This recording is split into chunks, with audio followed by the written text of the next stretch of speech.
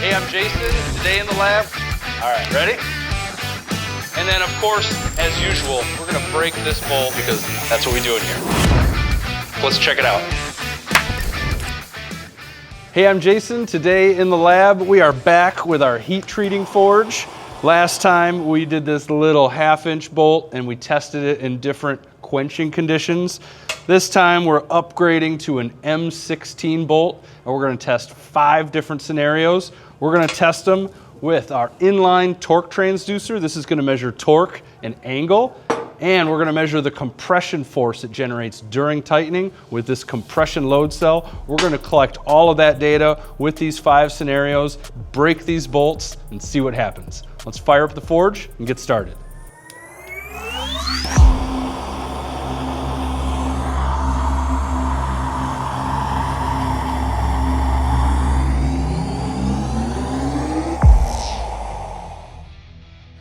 All right, we have our hardened thread here. This is an M16 thread. We've got our compression load cell. We've got the block to represent the thickness of our parts. And this is the straight from the hardware store M16 bolt. We're gonna thread that in here. This is a grade 10.9, property class 10.9. And we are going to run this thing down at 30 RPM until it breaks. All right, on the screen, we've got torque in Newton meters and load in kilonewtons. All right, let's put on some glasses and see what happens.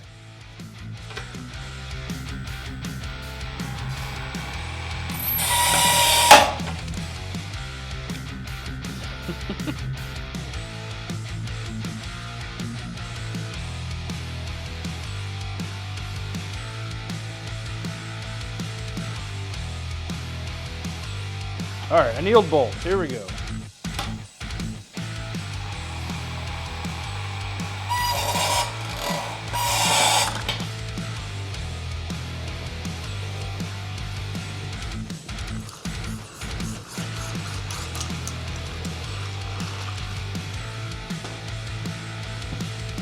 All right, that was somewhat anticlimactic.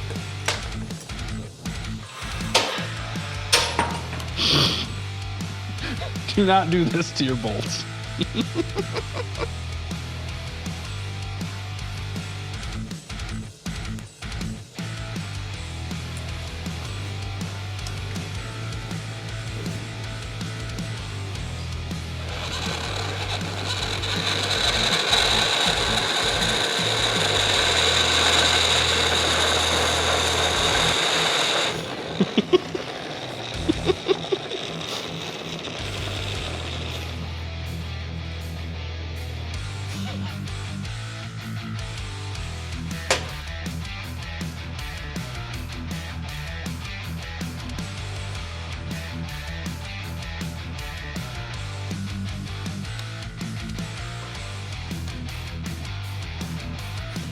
Hitting some kind of limit.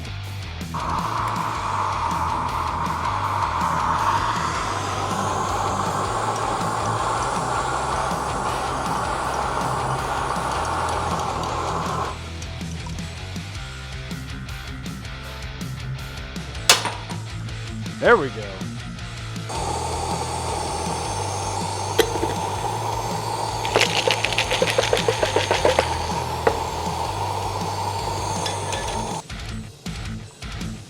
There we go.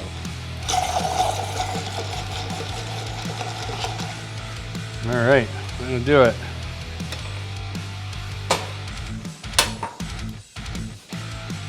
All right, some super interesting results and some things happened that I didn't predict, which is always exciting because that's when you learn the most stuff. So let's take a look at our baseline result. We hit 350 Newton meters at our yield point. That's the point where the fastener starts to permanently deform. And our clamp load at yield was 140 kilonewtons. That's above the proof load of the bolt, so that performed as expected. Our max went up to 682. That kind of tells us that friction was increasing during that final part of plastic deformation of the tightening. The max clamp load ended up being 158, which is in line what I would expect to have an M16 10.9 bolt torque to failure result be. We have the annealed bolt. This is the one we heated up and let air cool.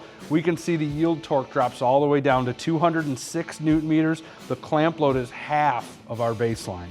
All right, the max torque is still pretty high, but you can see our max clamp load is still dramatically affected, 50% less than a regular bolt. We've definitely made the bolt much weaker by annealing it. All right, this is where we upgraded the tool, which turns out we didn't need to.